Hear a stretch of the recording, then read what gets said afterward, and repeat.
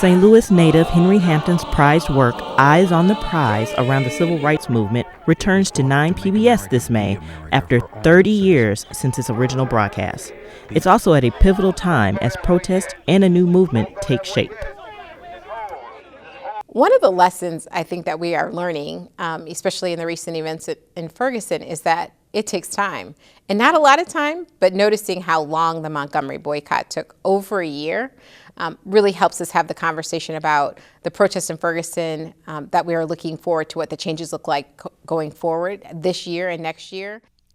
Washington University in St. Louis now houses the Henry Hampton Collection, which includes production notes and never-before-seen footage from Eyes on the Prize. Take a look at one of the interviews that never made it into final production. Okay, Darrell, describe for me that evening, if you can. Well, it was an evening that my brother, sister, and I were waiting for my father in anticipation like we usually do. You know, when he came home, we expected him to bring us something. And we were watching TV, and all of a sudden we heard a very loud noise, and we heard glass break, then we heard a loud thump, and my mother got very excited. She ran, she told us to hit the floor, so we all fell on the floor.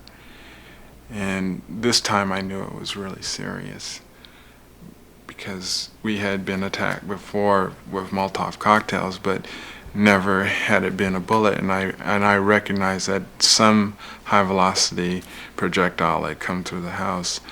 My mother went to the door and she told us to wait behind. She opened the door and she screamed. At that point she ran outside, and curiosity got the best of me, and I walked to the front door, and I just stood there, and I saw my father. He was laying in a pool of blood. I had a very strong feeling that my father was taken care of, even though he was wounded by an assassin's bullet. I felt that his soul was in peace, his soul was in rest, and I felt that myself, personally.